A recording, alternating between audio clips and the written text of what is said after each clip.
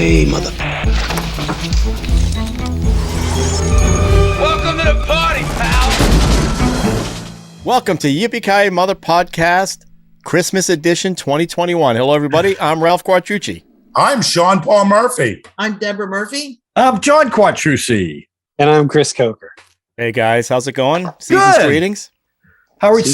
Your season's greetings to you, Ralph. Yeah. Well, before we get started, I just want to end one controversy before we even go, okay?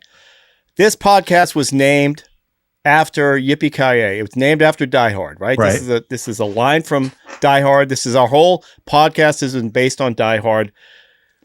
I just want to say that Die Hard is officially a Christmas movie. It's a movie that takes place at Christmas. I'm not going to say it's a Christmas film. It's a movie that takes place at Christmas. I just want to dispel all the other rumors. Articles have been coming out this week. Bruce Willis said it's a Christmas movie. McTiernan said it's a Christmas movie. I'm going to now say it's a movie that takes place at Christmas, just like, I'm going to read a couple. Lethal Weapon, also written by same guy. Nobody's Fool, Trading Places, takes place at Christmas, right? Edward Scissorhands, Batman Returns, takes place at Christmas. Black Christmas, Gremlins, okay? So let's just say that it's a movie that takes place at Christmas. It's not a Christmas movie. So is that the definitive statement of the podcast? I think that's a statement I'm going to make. Now, we know we're not going to review Die Hard. Twitter was asking this. I So, know. Ralph, you've done this. You've come up with this conclusion on your own without even throwing it out to the group. You Correct. are just dictating That's correct. that. Okay. I told Debbie I was going to make an announcement tonight. Well, I and disagree. that's my announcement. I think you're wrong. You think it's a Christmas movie. It's a Absolutely. movie that everybody Christmas. puts in at Christmas time. No, it's not just. It's at Christmas. Christmas is an important theme of the movie. That's Like right. Die Hard 2. And Yeah. Die Hard 2 is more a Christmas movie than this one is. I you know what I thought your announcement was going to be? What's that, Debbie? That we were going to get paid. That would be a Christmas miracle. No. yeah. That only happens if more Christmas people present. subscribe, That's- hit the notification button, Right. smash the like button, and share it. That's the only way that happens. Oh, that's so adorable. That's adorable. All right. That's what you get when she starts. Ralph, I want to make this clear. I would do this without getting paid. I just love doing this with you guys. Yeah, I do too. That's it. I don't even want the money unless there is some. I'm not There going to is- go that far. I got to be honest with Listen, you. I'm I'd not love going that money far. to pour in, but listen, what are we going to do? That's all right. So, Now all right. we got another thing going on. Ralph, for those who can't tell, Ralph has just come back from a party. So Ralph's feeling pretty good because he's got that Cheshire Cat grin on, and he announced he wanted everybody to drink half an hour before the show. Of course, I don't have anything to drink, so I'm going to be stone cold sober while you guys all get a little buzzed. I told you my New Orleans story, right? When I went to New Orleans for my 60th birthday. New Orleans. And New Orleans. Well, how are you say it? I don't know how. New Orleans. The bartender, I went there on a Friday night, drank hurricanes. I forgot what happened that night. The next day I went into his bar. He goes, Ralph, I've never seen happiness on a face except for children at Christmas than I saw on your face last night. And I have to agree with him. So here we go. Merry Christmas, everybody. Seasons, holidays, Kwanzaa, whatever it is. I don't care. This is our Christmas round robin, and we got some interesting. Yeah. This is an interesting one. Okay. We're not going to do what you watch because I want to dive right into this thing. So, and we're going to start with Your drink. what's that? You don't think you could do it because you've been drinking. Do what? What you watch? I can do what you watch. Oh, Sean, what'd you watch this week? Well, it's funny. Okay. Well, other than all these Wait, funny strange or funny haha? strange funny. Okay. Debbie, it was not what we watched, it's what we listened to. Debbie and I drove to Ohio to see her family for the holidays early. And on the way up, we listened to TCM's podcast, season 1, about Peter Bogdanovich. Yeah. Who started off that career amazing with Last Picture Show, What's Up, Doc, Paper Moon, and at which time he divorced his wife and she didn't start working on his films. And then subsequently, every one of his films sucked. So, we listened to like 10 podcasts of that, 10 episodes. And on the way back, we listened to You Must Remember This, who devoted an entire season to Bogdanovich's wife, who he dumped, Polly Platt. So we got to hear this story of this marriage and this creative partnership from his point of view. And then we heard it on coming home from her point of view. She's Fascinating. dead, but her unpublished memoir, uncompleted memoir, was a major source, and it was fascinating to hear both sides of the story. Well, he's a weird. I mean, the whole Dorothy Stratton And thing, then- and Yeah. Yeah, Married the she's- sister. married the sister after. Little sister, he's like 30 years older than her, 35 years older than her. His girlfriend is murdered, and then a couple years later, he marries her kid's sister.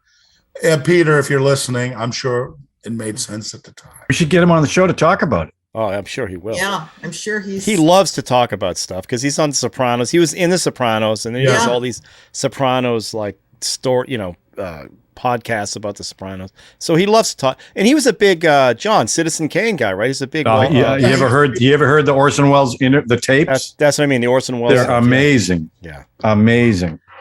So what everybody else watch? Because I got nothing. Well, I can tell you what I watched. The first season of MacGruber on Peacock. Now, let me just tell you something. In the world of streaming TV, where everything's politically correct and social justice and diversity, and that's got to be the theme of everything, this show is raunchy. It's a hard R. The second episode, he's completely naked the entire episode, except for his little Blaupunk radio that he holds strategically. It was really funny. I mean, great action in it. You can tell they pumped some money, and Lawrence Fishburne is in it. Billy Zane plays the bad guy. It's if you like the movie MacGruber, which I like because it's shut your brain off and watch the movie type thing. I love that movie. You'll like the series. It's funny. It's really funny. That's what I watched. I watched all 7 episodes, 7 or 8 episodes. I watched them in 2 nights. So it's an easy watch. But and Kristen Wiig is in it. Ryan Philippe is in it. So they got everyone from the movie, and Sam Elliott plays his father. So if you like MacGruber, you'll like the series. If you're offended by stuff, you don't probably want to watch this movie. I'm sorry, series. Yeah. That's what I watched. Chris, what about you? I watched a movie. It's funny you mentioned Bogdanovich. I just actually rewatched Magnificent Ambersons again. Oh, and great movie.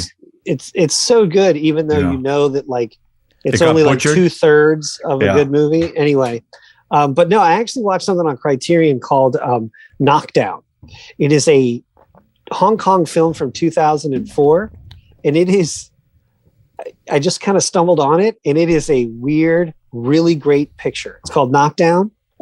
It's ostensibly about judo, but also about like these 3 kind of odd couple things. Anyway, it's just really, it's hard to describe. It's beautifully shot. It's also one of those things where, I'm a big fan of Hong Kong film, especially pre-handover.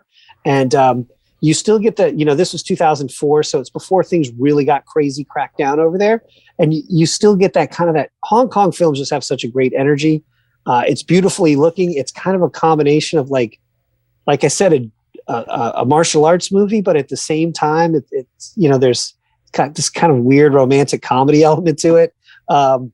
I liked it. It's only like 138 minutes, or not 130. It's only like an hour and 38 minutes long, so it's not a huge commitment. But it's called Knockdown, and if you like Hong Kong stuff, I totally recommend it. It's really Check it good. out. I love Criterion. The Other Side of the Wind. That Oh was yeah. Mhm. Yeah, That's that a was messed great. up movie too. John Huston, great. right, was the lead in that. yeah. Well, have you guys actually seen the documentary about the making of that on Netflix? Yeah. That's almost as interesting. saw It's that. great too. Yeah. If you like Wells at all, and I adore the man. Wow. You think they'll ever find a print of the Ambersons? Nah, I think it's gone. It's been too long. That's I mean, maybe. Grail.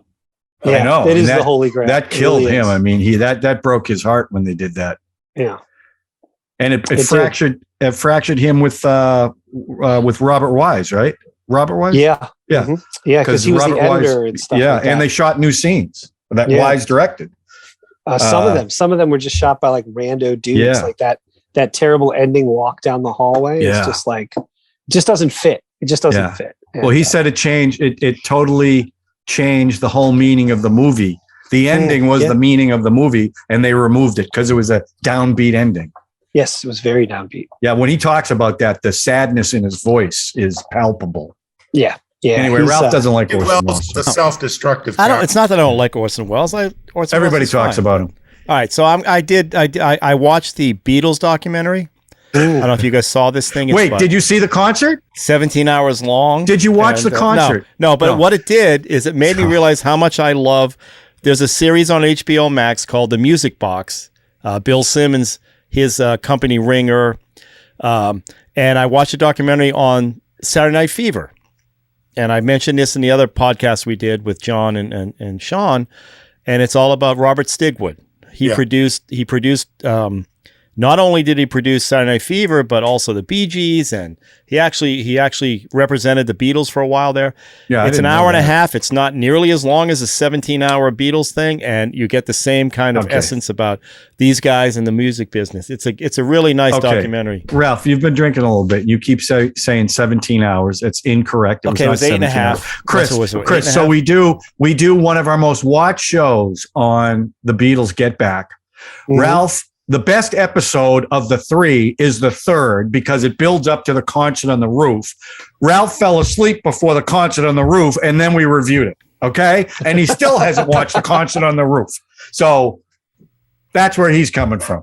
Yeah. Well, it's an amazing documentary technically. And if you watched the whole thing, you would have been more amazed. If you're a Beatles fan, it's awesome. All right. Did you watch it, Chris? Wait, Chris, did you see it? I haven't had a chance to sit down and devote 8 hours to it. Well, 17 hours. Are you a Beatles guy? Are you a Beatles guy? Yeah, I like. Who's not a Beatles guy? Come on. Then you're gonna love this one. I like the Beatles, but I'm actually more of a Stones guy. But yeah, I do like the Beatles. Well, they didn't make this movie. That's right. You'll love this. It was awesome. It was really awesome. All right, let's get into the Christmas spirit. Let's get into the Christmas spirit. All right. Let's start with John. John, what movie did you bring? You want me to go first? All right. Yes. So, you burned it, John. Okay, so I want to look. I love Christmas movies. Okay, let me start by saying that one of my favorite movies of all time, top 5. It's a Wonderful Life. And normally I would have picked that, but everybody knows how I feel about it. I talk about it all the time. Also, almost any iteration of Scrooge, Christmas Carol, although I think the 1951 version is by far the superior version compared to anything else. I also like Albert Finney's 1970 Scrooge. I really like that movie a lot. But I went completely different. I went for something that every time I see it around the Christmas holidays, I get a good feeling inside. So what I picked was not a movie, but an episode of The Twilight Zone, season 2, episode 11, called Night of the Meek, starring Art Carney. The title is based, and this is for Debbie, based on the biblical quote, "Blessed are the meek, for they shall inherit the earth." And the story is about a drunk, Art Carney, in a Santa outfit, who loses a job. He's at the bottom, and he finds a bag, and it's Santa's bag. And through the course of the episode, he's helping people with this bag, including children who aren't getting any toys. He gets arrested. It's just it's very Twilight Zone. Right. It was written by Rod Serling. It's also, there's one thing about it. For 6 episodes of the second season in Twilight Zone, they videotaped the episodes and converted it to 16 millimeter to cut expenses. And it looks like almost like a kinescope. It doesn't look that great, but it's a great story. And at the end, with his bag that gives wishes, he wishes he could do this every year, and he ends up becoming Santa. And Rod Serling's narration at the end, no messages, just a nice heartwarming story. It was just so not typical Twilight Zone, but I love the episode. Has anybody seen it? I've seen it, yeah. You have. It's just a feel-good story. I only saw it because you brought it up, and I watched. I couldn't find the original one on YouTube, but I found a 1990s version. Oh yeah, when they redid it. Richard Mulligan and the bad guy from not the bad guy, the news reporter from Die Hard. What's his name? The redheaded dude. Yeah. He was in Ghostbusters. He played the douchebag in Ghostbusters too. Yeah. And he plays the guy who runs the store. Right. And it's the same idea, which this guy, now Skid Row, Right. and he was upset about all the kids who can't get food and all this stuff. And it's kind of I have never seen that Twilight Zone episode, and it was kind of touching. It's kind of it's a nice feel good. And Art Carney was great. Art Carney really played the drunk guy well. Mulligan did the same thing. Mulligan from Soap, right? Remember him in Soap? Yeah. Right. So he was pretty good playing the drunk guy as well, but it's the same idea, same story. Well, when Rod Serling wrote this, he got the idea. He said, "I'd like to see Art Carney in a Santa outfit," and that's essentially how the kernel of the idea started.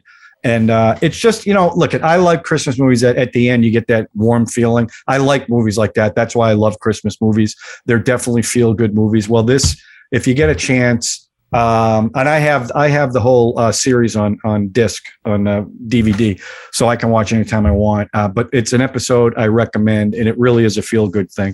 So now you got to get past the fake snow and the fake, right? Because they, but it's, I mean, I know. It only looks so fake because it's videotaped. That's why it looks so fake. If it was filmed, it wouldn't look that way. Yeah. But you got to check out the '90s one too. That was what? Yeah, it's like West Side Story, Ralph. You know why West Side Story bombed? Because no one wants that movie remade. That's why. I'm not. You don't need this remake. Let's remake Jaws. Let's remake It's a Wonderful Life. Right? It's not the same. They did remake It's a Wonderful Life. Yeah, and a bunch of times. Yeah, with Marlo Thomas, and it stunk. What were you going to say, Debbie? You asked something. So, Twilight Zone was produced by Lucille Ball. That's right, Desilu. Desilu, yeah. Desilu, which she was really active in that role. Oh yeah, she was the one that got Star Trek on the air. Desilu. Possible. So, but it's just again, like there's a show on Netflix called I can't even Dark Mirror. Yeah. Dark Mirror. Black Mirror. Black Mirror. Black Mirror. I watched that show, and the thing about that show that I really liked a lot of the episodes, but I found it to be a very depressing show because every episode was just dark, no redeeming characters. And it reminded me of Twilight Zone would have 5 episodes like that, and then they'd have a feel-good episode like this particular one. And that's what I liked about Twilight Zone. Where Black Mirror, it's just, it was too depressing. Come on. I mean, okay. That's Die Hard's not a Christmas movie. I'm going to state that fact. But that's acceptable. Die Hard takes place at Christmas. I don't know why you do. I love the Twilight Zone, by the way. This episode, I love this episode. I love Art Carney in it. Even John Fiedler, who plays the storekeeper, who ended up being Winnie the Pooh. He ended up Winnie the Pooh. He didn't play Winnie the Pooh. Oh, he wasn't Winnie the Pooh. He's one of the voices in that. I think he was Piglet. But he was in Art Carney when Art Carney did The Odd Couple. John Fiedler was one of the poker players. I don't know which one he played, but he was in the cast of The Odd Couple when Art Carney did that on Broadway. So there's a little connection there. But it's just like I said, feel good. So that was it kind of reminds me of Art Carney's other really powerful holiday performance in the Star Wars holiday special. Oh my God. And you can find that now. Yeah. Now you can see that. George Lucas tried to hide that thing forever. Now he can't. Yes. Bad. Hey, I would too. It's awful. But again, the connective tissues. So we got Art Carney, we got the '90s Meek, and the guy from Die Hard's in that one. So it's all connected. All right, Debbie and Sean, what do you got? I'll let Debbie go first because hers is a Christmas. This is very controversial. This one. Go ahead. When Harry Met Sally. Okay. Written by Nora Ephron and directed by Rob Reiner. It's funny, Debbie. Every list I see, this is never listed as a Christmas movie. So, fight your case. Here's the thing about Christmas movies: it's that period between Christmas and New Year's. So that's a week, and it's just that time. It's the winter time, and it's exciting to see how couples meet, and it's really the first movie that's dealt with men and women in an honest way. With that movie. Wait a sec. Wait. The first movie that's ever dealt with men and women in an honest way. How truly they are. What about Last Tango in Paris? Oh, Jesus. I think. Sorry, I didn't have a stick of butter with me. But that's an honest movie about men and women. What about I don't Clue? understand. What about Clue? Clue. Right. Okay. What about Slapshot? I mean, remember when you first get involved with somebody, And they're faking an orgasm. With the watch. That's watch. what Debbie has never done. She doesn't even put the effort in like that. It's like, nah, should I fake it? Nah, why bother? Hey, it's a Christmas show. Will you stop? Yeah. Stop. This Christmas show's going off the rails already. Right. but I love this movie so much. Well, that's the It most says so famous much. scene In the the movie. time frame, when you're in college and you have like several, opportunities, because where else in your life do you see all those cute boys together, or cute girls all in On one? this podcast. Well, that's true. But when you really break it down, it just captured that time when you're in college, that's you could have this, romance. Far be it for me to question this, but I don't. All I remember is the New Year's Eve scene. At the I don't end. remember. I don't remember the anything end. about Christmas in Right. this Me movie. neither. Oh, The only he goes to a store where he's doing karaoke with Meg Ryan, and he sees his ex-wife there with her new sophisticated. Is that a Christmas time? no, they were actually looking for a wedding gift for See? their two They're friends. shopping. They're shopping. Chris, wait. Chris Coker's got something to say here. Now I am going to agree with Debbie on this point. When it comes to, it was the first movie that really explores the attitude of, can men and women really be friends? I agree with that. Yeah, I agree with that. That is one thing where that movie really does. Wait, we're going to actually say on this podcast, that's the very first movie that ever expressed whether men and you women can't can be ever friends. say but there was a big ever conversation expressed, but around it. Was it. a major, Plot point. thrust of the film, Right. Which is I funny disagree. because in the end, the funniest thing is in the end it says no, they can't be That's because they right. end up together. Right. But I'm gonna say, Debbie, it always felt like a New Year's movie to me because there's a couple of scenes of them moving a Christmas tree, together, and then when they're apart, trying to do it alone, and it's kind of a big mess. But it's the New Year. I always think of it as like a New Year's movie. Old Lang because Syne. They're singing, yeah, right. Well, wait Yeah. a minute. So, but this podcast isn't about Christmas movies. It's holiday movies. And as Debbie said earlier. No. I digress. You digress. No, it's Christmas I movies. digress. I challenge that phrase. I'm the only one drinking, I guess. So, okay. So, I don't we're think in we're there. keeping up with you. I think that's I the did problem. think that's the thing. I You got a head digress. Start on us there, Ralph. I digress. I'm sorry. We're doing holiday movies. No, it was Christmas movies. No, it's Christmas movies. Yeah. I love the way you protect Debbie. And Debbie has tried to pull this movie up every time we bring up holiday films love and it. Christmas films. This is a great, Debbie, this It's a film is great film. fantastic. I don't even Oh, question yeah. that. I mean, it is. I love this film. I just don't connect Love it it. with Christmas. But neither. Debbie, I if you can- I- watch it and it makes you connect with Christmas, then that's perfectly okay, right? Right. I just Debbie, I don't want see you to it. go on I want you to Google Christmas movies and just tell me any time when Harry Met Sally comes up. Okay. It's not going to come up. It's not going to come But up. it is a great movie, Debbie. It is a great movie. I love this movie. Ask our fans, just both of them, to speak up. Yes. Leave Well, comments. That's fine. Whether I think- this is indeed a Christmas movie. I'm with Chris Coker. I think it's a New Year's Eve movie because that scene at the end where they finally come together, they do Old Lang Syne, and that's a beautiful scene. Old to me- Lang Syne. Oh, yeah. Well, I love Old Lang Syne, but they do Which Old one Lang is it? Syne. That's That okay. one, Old Lang Syne, They do enzyme? the enzyme. The Ensigns. I don't like the way. I don't what like is this the song way- about? I mean, Should old acquaintance- yeah, right. be what does that forgot? even mean? I don't know. Old Lang But Syne. I did fall in love with Meg Ryan in this movie. Ugh, Oh, Who so didn't? sweet. Who did? ugh, loved her. Well, it's literally it's He Oh, is I fell in love with fantastic. Billy Crystal too.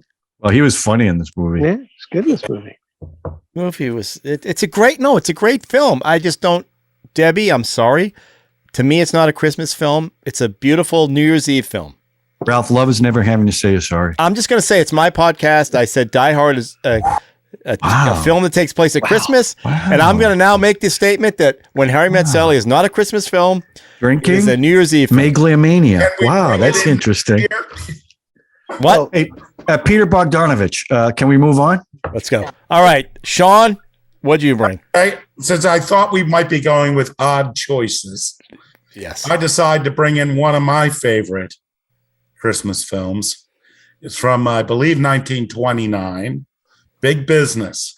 It's a silent film. I think Laurel and Hardy. Laurel and Hardy film.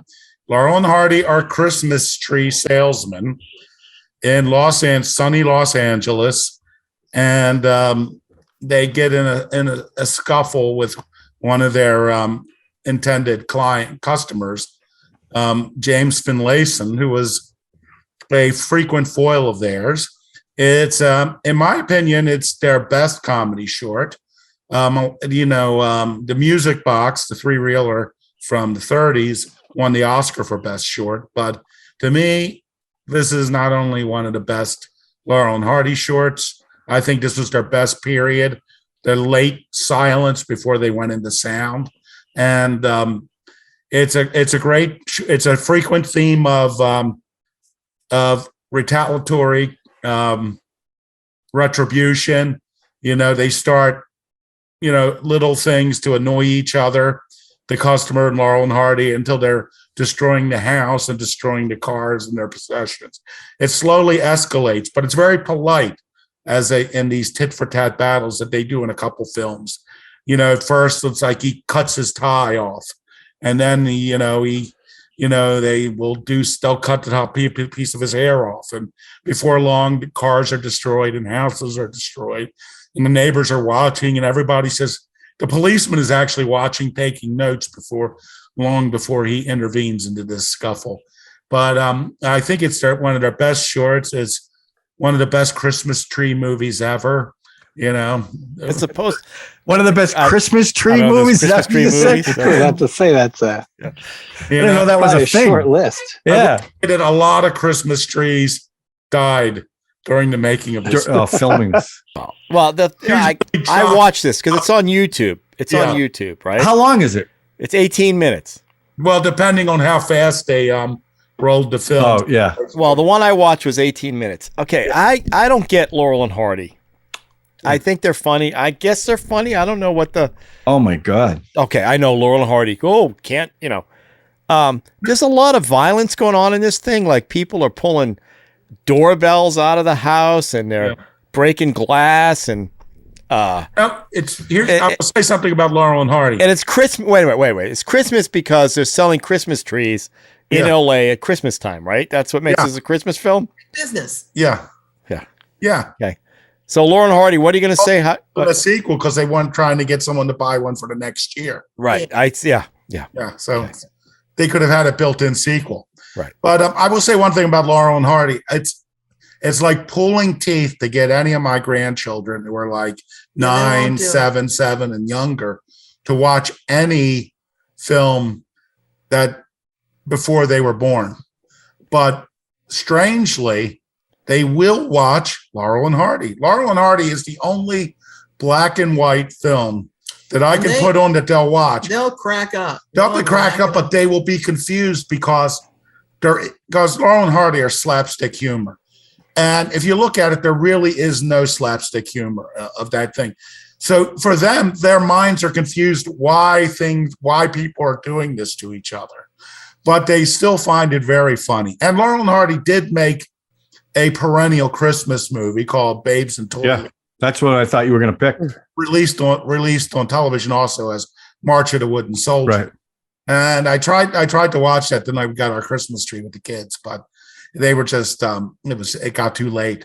But they will watch these films, and a lot of people don't like Laurel and Hardy. I'm a big fan. I have been buying, before there was Laserdisc, before there was Blu-ray, before there was DVD. I was buying their films on film, and I've got a number of 16 prints downstairs. I am one of the co-founders of the Laurel and Hardy Appreciation Society, Sons of the Desert. Sons of the Desert. I am a co-founder. He has one of those. I have a fez. A fez. All right. Do your grandkids also like the Three Stooges? Because it's the same stuff. No, well, we haven't watched the Three Stooges. Oh, but the Three Stooges are they're not. What's the difference? Because I watched this movie and they're just destroying. I think Laurel and Hardy were more childlike than the Three Stooges. Exactly. I think that's what made them better. And Laurel, he's very innocent. Yeah. And what his facial expressions. Yeah, but Stan Laurel in this movie started the whole problem. Stan Laurel was the one shoving the tree in there. Which one's Laurel? Laurel's a skinny guy, right? Yeah. Hardy's the other guy. Yeah. Stan Laurel started the whole problem here. When I thought Laurel was the funny one. But now I watch the films and I find, Hardy's is absolutely hilarious. And he was really the first one to really play to the camera, to break the fourth wall, is when Stan's doing something, just to look directly at the camera. It's like, can you believe what he's doing? They made that movie a couple years ago about their tour of England. Yeah, I saw that. With Coogan and John C. Reilly. It was excellent. It was an excellent film, but I still don't think there's been a great that was good, but I think there's still a great biopic to be made. I mean, these guys were not friends. I mean, they were. When they joined, when they became a team, they were a manufacturer. They were like the Monkees. They weren't, if you want to call the Marx Brothers the Beatles, Laurel and Hardy were the Monkees, because basically they both had, Stan's career as a performer was dying out because none of his solo films ever really got any. So he went to Hal Roach eventually hoping to direct and be a gag writer. Hardy was doing fine. He was a comic heavy. And he had been in hundreds of films and was very successful. But Leo McCarey, who became a great director in the 30s, directing like Duck Soup and Going My Way, was working for Hal Roach. And he saw a chemistry between these two guys and said, you know what? These guys would be a great team. And they legally even weren't a team. They were just two people under contract. They were built together. They later became friends and became partners. Yeah. And what is great about them is the fact that the relationship they built and their respect for what each other brought to the team was like never questioned, and the relationship they built after essentially being people that are thrown together, and one thing is funny because Hardy, his nickname, it was Babe. Everyone called him Babe. And if you look in this film, if you read the lips, whenever Laurel says something to him, he always says Babe. But once they went to sound films, they always called him Ollie or Oliver, but in the silent films, you could just read the lips and see that he's calling him Babe. But to me, this is one of my favorite, probably my top three. I love silent comedies. I will put this up there with Chaplin's Easy Street from 1917 and Keaton's Cops. Those are probably my three. And then fourth would probably be Snub Pollard's It's a Gift, not to be confused with the W.C. Fields film of the same name that can't feature. But I love this film. So Sean, if someone were to watch this, okay, and we didn't call it a Christmas movie, would someone objective look at this and say it's a Christmas movie? No. I'm asking Sean that. Christmas trees in it. They're Christmas tree salesmen. How much Christmas do you get in Los Angeles? I mean, look at Die Hard. That was in Los Angeles too. That's a Christmas. That's a movie that takes place at Christmas. We just established that. No, I don't. I get why you brought this because yes, they're dragging Christmas trees around, or not if they're Christmas trees, but I hate movies where destruction. I can't deal with like destruction that happens like this. It's I don't know. You know what? Let's see what people think. I don't think it's a Christmas film. Well, you're an angry elf. I'm just. I watched it and I enjoyed it because what, Debbie? You got a good point. Sean and I are in the same square about that because you might be right about that. Oh, I'm not. It's a Christmas movie. Fans. If I was to tell someone you want to see a Laurel and Hardy Christmas movie, it's Babes in Toilet. I mean, March of the Wooden Soul. That would be the predictable choice. But because it's I keep saying this. Because it's all about Christmas. I keep saying this. All this proves is watch it growing up. I see your point, Ralph. All this proves is back in those days, those people were starving for entertainment because that is so not true. Bullshit. This is like the worst. Great movie. You're undermining. Listen, there was a lot of silent comedians out there. Some were successful, some weren't. Laurel and Hardy were one of the most successful teams ever. Their movies, they were the number one box office. They were same huge. as David Spade and what's his name? No, not same as David Spade. Not even close. Why not? Why? You think they'll be talking about David Spade 70 years from now? They won't. Not even talking about him. They're going to talk about that. Laurel Shows how hungry talk people. About Charlie Chaplin. Okay. They're going to talk about Buster Keaton. No. They're going to talk about Orson Welles. All right, Chris. Chris, what's your Christmas They're film? not talking about Clute. Chris is the only one with the name Chris in his name. Christmas is in his name. Chris, what is your film? I went with something of a predictable choice, but I went ahead and chose The Muppets Christmas Carol, which is Michael Caine. This movie. Excellent. Yes. I'm a big, it's funny. You were talking about the 51 version. I think that's Alistair Sim that's in that one. Yeah. It's funny. I really like this version. I grew up, believe it or not, with the made for TV George C. Scott version, which I really like. Excellent version. Yeah. Really like, because he's excellent in it. It really, that one's very scary. I actually rewatched it and it like really plays up the ghosty, scary parts of that story. But I rewatched with my kids the Muppet Christmas Carol, which I saw it in the theater when it came out. I think I was in college when it came out, but I was still like, I want to go see it because the Muppets have always had that great level of, being fun and light and obviously entertainment for children, but also with enough jokes and, sly humor for adults that really it almost feels like the Muppets started that whole trend.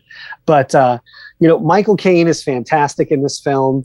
The songs, which are excellent. They're very good. I love the way that they have like. Wait, are they excellent or are they very good? Which is it? Well, some of them are excellent, but all of them are very good. Okay. Even the one they cut out, which is interesting. They actually cut one out of the theatrical version, but they put it back in the DVD version where because it's a song about like Michael Caine singing about like lost love when he's in Christmas Past. And they just decided that kids really wouldn't connect with it, which may be true. But it's Michael funny. Caine cut one. I'm sorry? Michael Caine cut one. He cut one. Oh, I'm missing the joke. But everything in that movie is funny and charming. And from Gonzo and the Rat as his buddy, as Charles Dickens, and even little jokes where the Rat is like, hey, isn't this a little scary for little kids?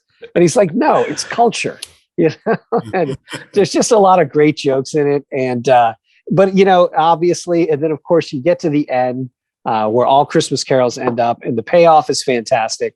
With Caine, and just when he wakes up on Christmas morning and he's renewed in life, and and all of that stuff. And it's just a great film.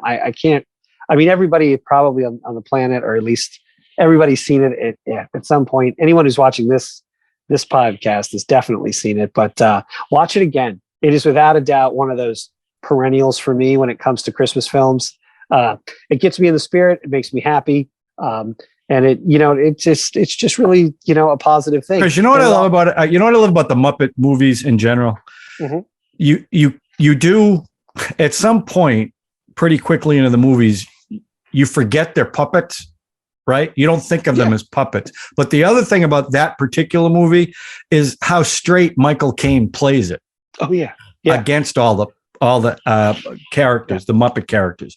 To me, that's what makes that movie so good, is the way he plays it straight, like he's dealing with real people.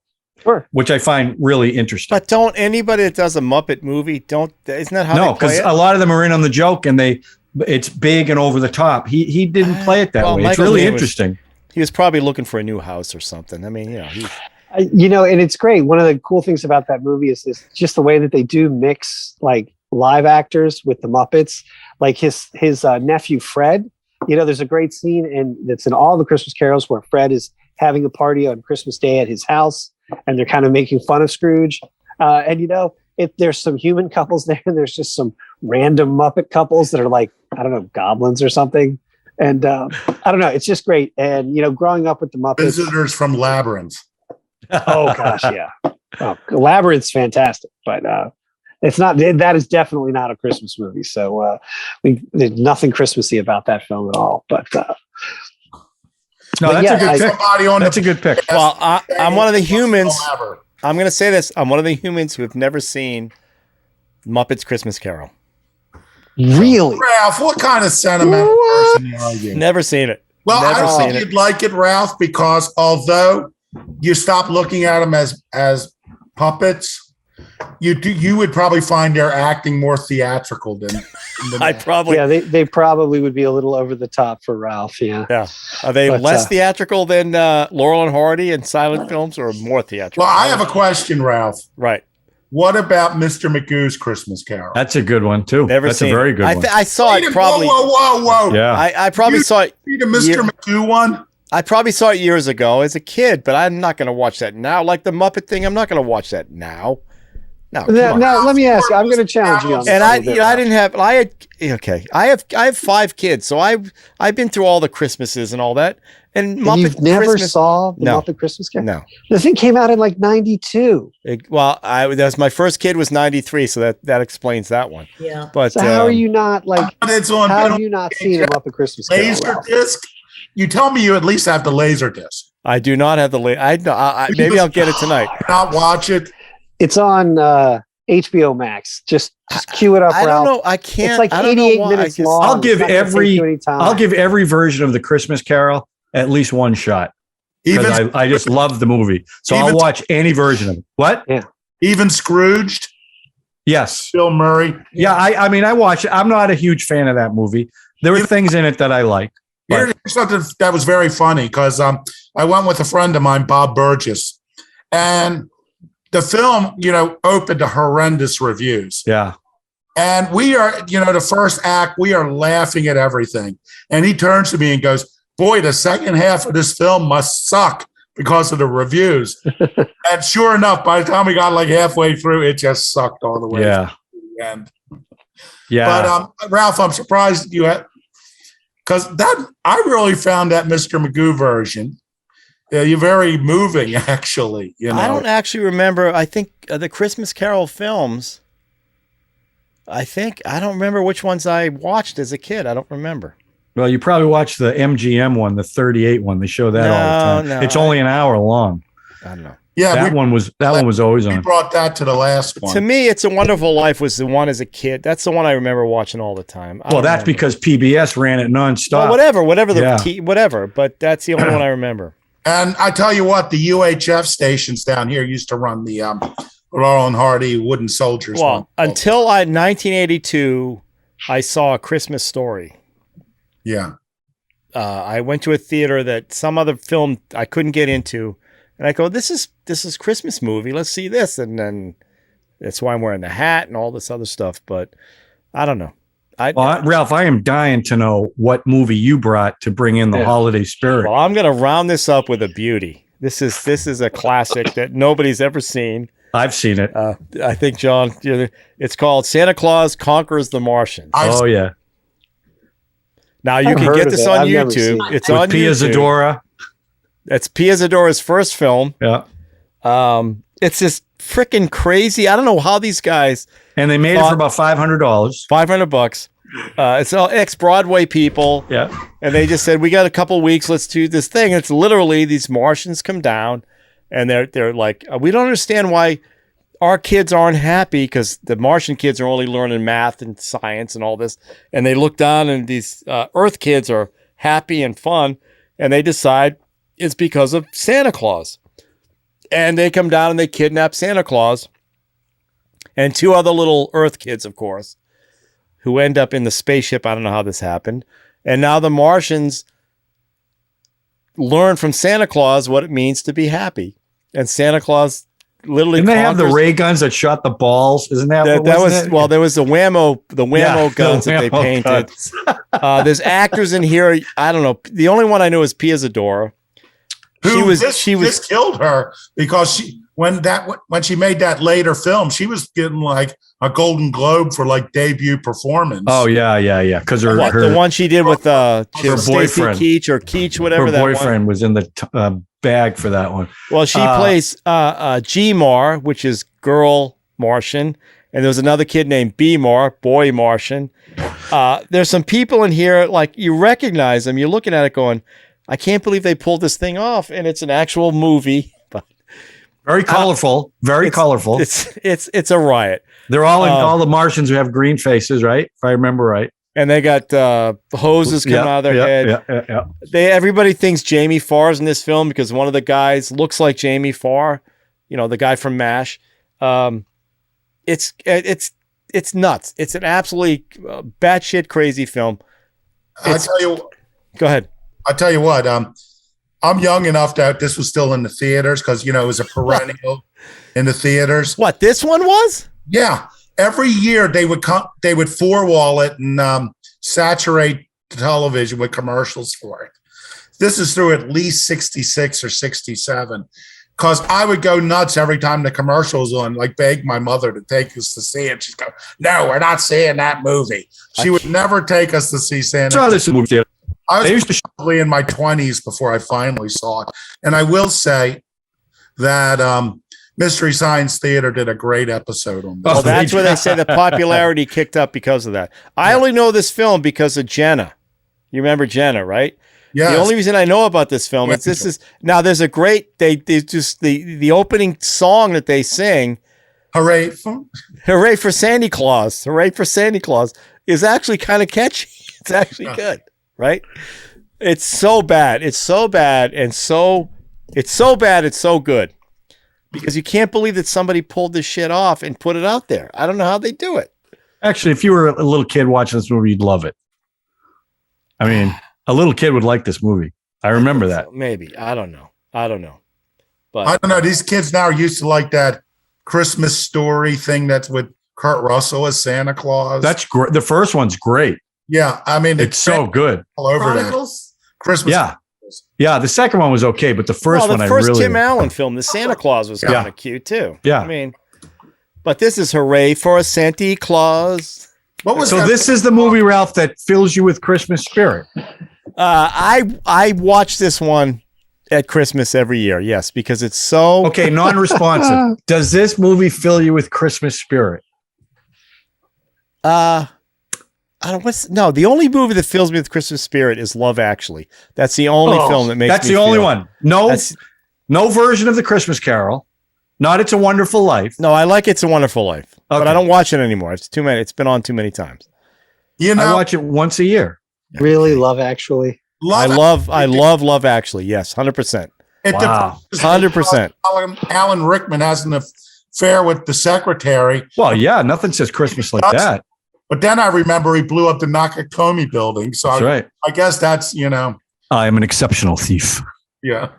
Again, we're tying back to Die Hard. I like the way you did that. That was good because I digress. A callback. Yes. I digress.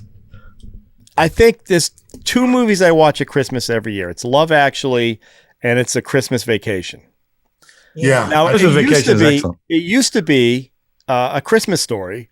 But TBS destroyed that by playing a 24-hour. Now it's like I don't want to watch that anymore. I watch the week of Christmas. I watch 51, Scrooge, and I watch It's a Wonderful Life. That's what I watch the week of Christmas. I only watch them once a year, and this is when I watch them. Yeah, and it makes me feel the same way every time I watch them. Yeah. In July I watched. It was Christmas in July, and they had a bunch of those Hallmark Christmas movies on, and people. When I pitch people scripts, they often will come back to me, do you have a Christmas movie? And not really. But these Hallmark movies are so bad. They have 12 actors in them. The plot's always the same. Right. The girl's coming back to the hometown. That's right. Where the guy is. And it's like, if you watch them back to back, you see the same locations time and time again. It's like every scene, because they're all in Vancouver. every one of them has an ice skating scene, and it's always at the same ice skating rink. You know, it's sort of like they must have that booked for weeks. And it's sort of like, okay, this week, you know, Home for Christmas will be here. Next, you know, tomorrow we're going to have this one. And it's like, they must have that ice skating rink booked all the time. It's like the movies are like so cookie cutter. Yeah. Well, you know, I'm working on a screenplay with Christmas. The Christmas Tree Thief. The Christmas Tree Thief, based on a true story. On her brother who used to go out. Wait, I got to tell this one. Okay. And then I got a Christmas joke. Oh, Can't wait for this. Either one. Okay. Should I say the Christmas story? Christmas tree? Please, we got, come on, pick it up. Okay. So anyway, there's a guy, and my brother did this every year. He would go cut his own Christmas tree down. But he would just go to places anywhere where he saw a tree and cut it down, not like at a Christmas tree place. And this guy's a Christian, you know what I mean? Oh. Sorry, Donnie, but that's not why. God bless him. We thought that would be a good take premise off for on a that. movie. So that's So what's the Christmas joke?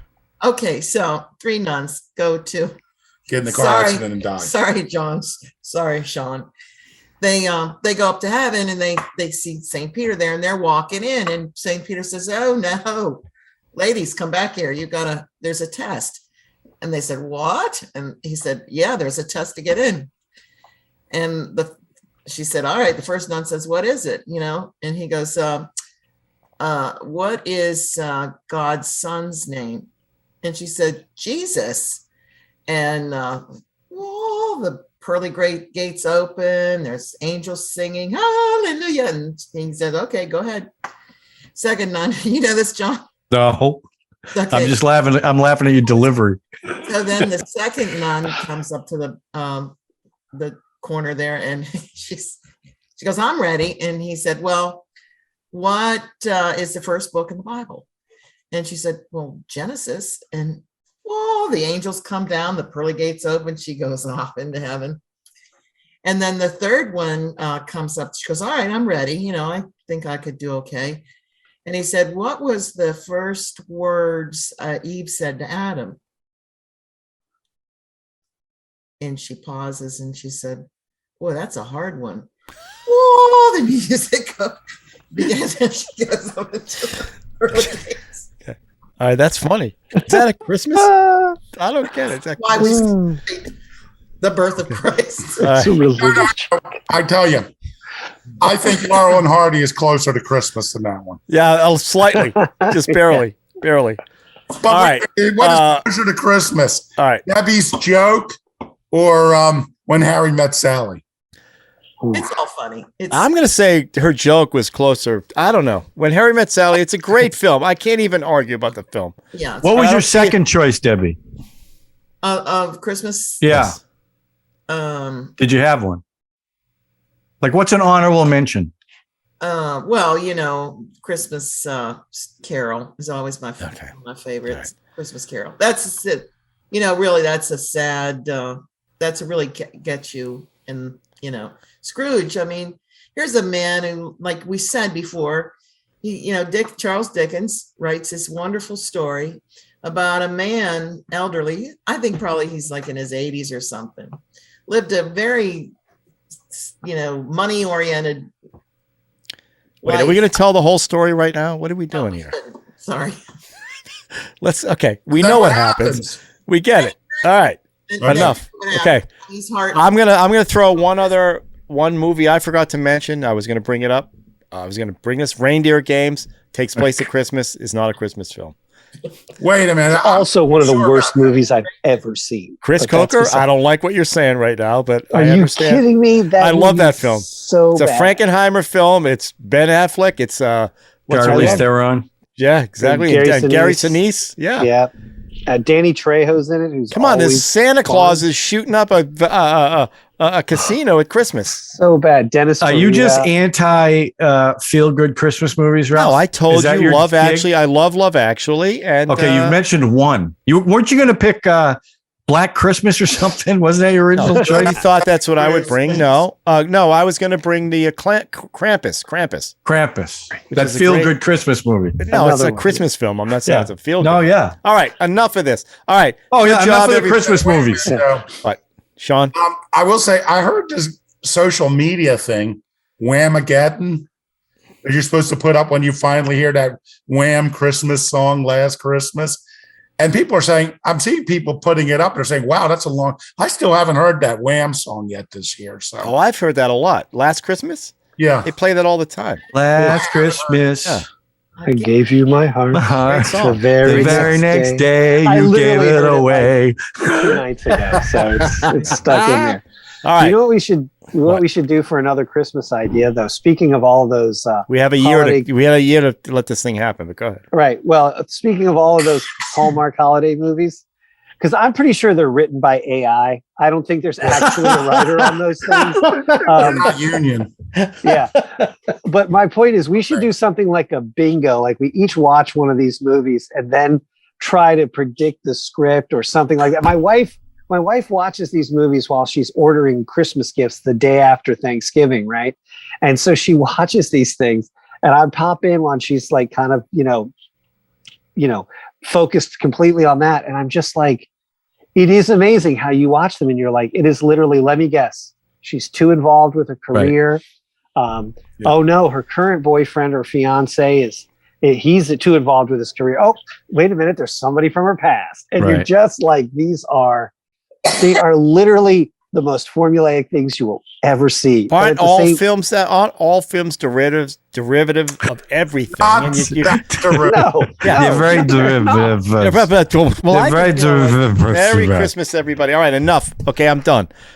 So, Merry Christmas. Happy holidays. Yeah, Merry Christmas, Happy you New Year. guys. Here's what we're going to do. So, next year, we're going to go week to week. Whoever can make it's going to be on. So that we got to let our audience know week to week. It's not going to be every other week. So now we're going to spin the wheel. You guys wanted that. We're going back to, for the start of the year, we're going to go back to one person brings one film Nice. that we all have to watch. Nice. So let's drop that in here. Let's roll that Christmas Let's wheel. go. Everybody see Did the you make wheel? it like a wreath? No, you didn't make it a wreath. Are we all in there? I think we're all in there. Wait, no, right? Chris isn't there. Oh, Chris. Yeah, I'm Chris not in there. Son of a bitch. Hang on a second. Chris apparently I guess I don't get to choose this time around. apparently Oh, wait, I got it. I just Interesting. got to get rid of that. Oh wow, look at Get rid the of that ghost of person. Christmas past. Get rid of that person. Now we're good, right? Yes. Okay, here we go. Chris, is that a mugshot? What is that picture? I don't know what that picture is. Oh! Hey, Chris, who said, I can't go week to week, but you're on the first week. So here we Yep. go. there we That's go. it. All right. Very exciting. So But if that's a mugshot, man, that's a pretty good mugshot. look at that hair on that That's the guy. hair, That's a man, good the mugshot. quaff. No, that was when it was. You commit. All right, listen, so everybody, I gotta wait, Chris. You're under a lot of pressure because how that first episode goes is going to dictate how the year goes. So You think so? a lot of pressure on you. yeah. So Chris, you bring whatever film you want, and we. All right. What, Sean? Go ahead. Maybe a nice New Year's Eve movie like, Like When Harry Met Sally. what was it, Sleepless in Seattle? Wasn't that a New Year's Eve movie? I think that was a Valentine's Day, actually. Yeah. Oh. But okay. All right. So this was our last show of 2021. Chris gets to bring the film for the first show of 2022. All right. Man, very I got to exciting. think of something good. Man. Yeah, we'll figure out when that happens. I'm not quite sure yet. I got to assess a lot of things. Anyway, guys, thank you for doing this. Have a nice, safe I love holiday. you guys. It's been a great year, everybody. It Yeah. really has been a great Everybody year. So, toast. Whoever Merry can Christmas toast, and toast. Happy New Year to all of you. I'm Yes. glad 2021 is over. Thank God. Let's see what happens in 2022. Yeah. This is the Yeah. first time I will say that I have willingly picked up a beer since I was in Ireland in 1997. Because I hate beer, but Ralph said drink, and this is Let's all. go. I appreciate that. John was the only one that couldn't find a beer, so whatever. I have no beer in the house. No. I just had a party a week ago, so I'm all tapped out. That's why. All tapped out. All right, guys, listen. You Have had a good, Spider-Man. Yeah, I have know. a good holiday. Hey, to Have our a good viewers, New Year. have a happy holiday, Merry Christmas, and have a happy and prosperous New Year. That's right. Yeah. And thank you guys for watching. We'll see everybody next year. Great gift. Agreed. weekly shows. If Oh you my God. smash that subscribe. Put that under your tree and smoke it. All right. That's there a you gift. go. That's the There gift we that go. keeps on giving. The What are you gift gonna that do? keeps on like giving. gonorrhea. All right. Happy holidays, everybody. See ya.